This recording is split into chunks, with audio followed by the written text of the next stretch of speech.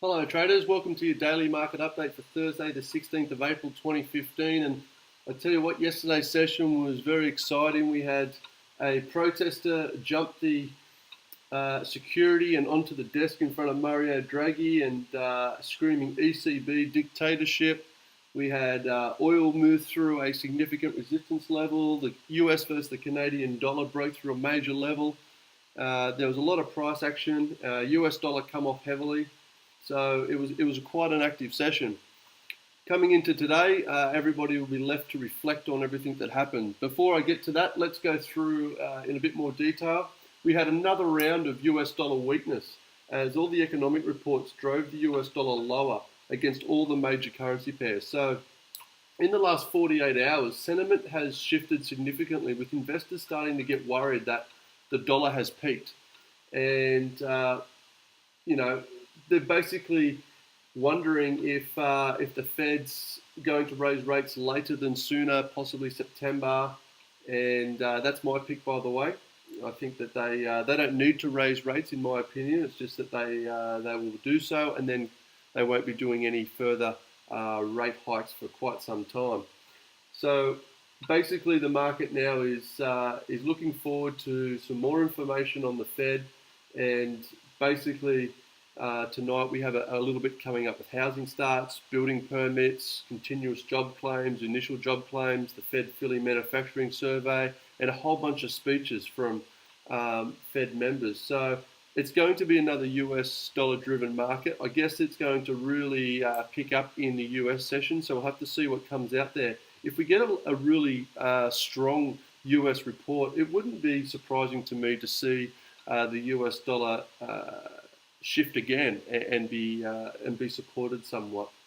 So that's what we had in terms of the US dollar, but the excitement kicked in when we had the European Central Bank meeting, and after we've seen the activists get taken away, Mario Draghi continued on with his speech, and he basically left the monetary statement policy unchanged. So everyone was focused on the conference, and that's what I was pointing at a few days ago would happen.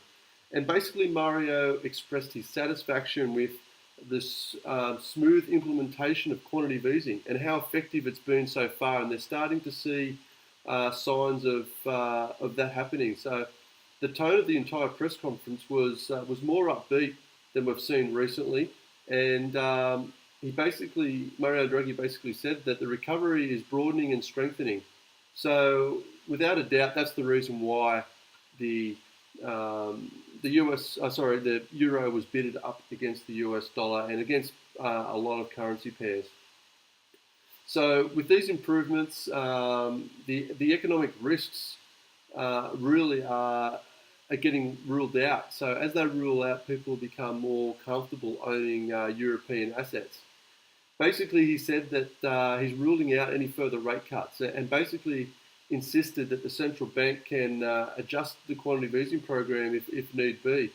So the optimism is back in with the euro, and that's been heavily reflected in the price due to a short squeeze, really. So many people were short the euro, and that pair was just getting squeezed out, all those short positions.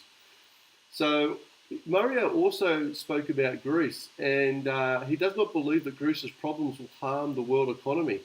And he also said that the ball's in Greece's court if they actually want to remain in the euro, and he emphasised that multiple times.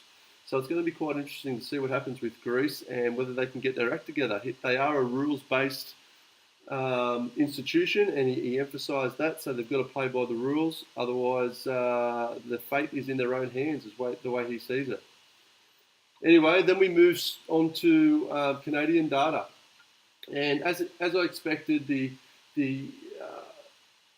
Bank of Canada left the interest rates on hold, but they had a less dovish statement, and basically, they put it down to weaker US data and the oil prices stabilising. That's the reason why they left the interest rates on hold. And he basically warned that there will not be any further interest rate cuts. So that's really strong for the Canadian dollar, and that's reflected heavily. And we broke through some major levels. So I'll talk about that more soon. So that's what we had going on. As you can see here, that didn't stop. We moved into the Asian session, and the Australian employment figures were wildly better than anybody expected with the unemployment rate. So everyone expected it to get worse, including myself, but it actually got better. Now that's a massive shift, and I don't know what's caused that. There's going to be a lot of questions being asked as to how that came about. We had 37,000 jobs, which is double what anybody expected would actually go on, and yeah, the Australian dollar rallied as a result.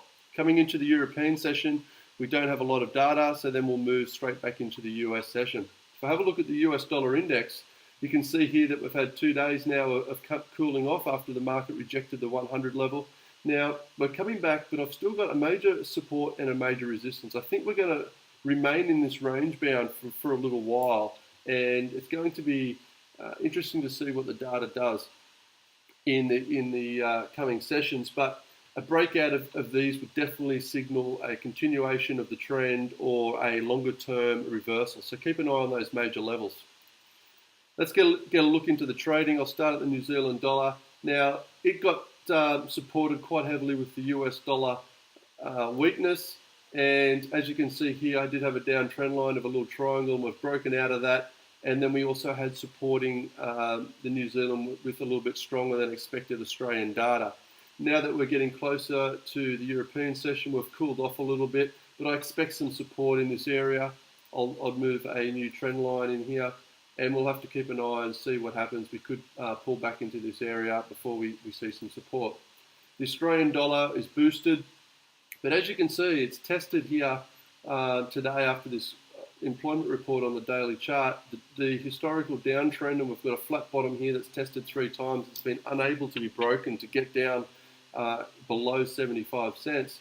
Now we're up testing the 78 cents, and we've run into a resistance level. I'm going to be very interested to see what the market does here, and if the US dollar market actually rebounds on some better than expected data, we could pull away from this downtrend line before we continue going lower. It's going to be interesting to see, and for now, I'm going to be more patient than anything before I start making any rash calls. The European dollar, it had bounced, as you can see, 2 days in a row. It bounced off the bottom, forming a little bit of somewhat of a double bottom. I'm not overly convinced on that one just yet, and we've got a major resistance level here at $1.10 that we've spoken about on many occasions.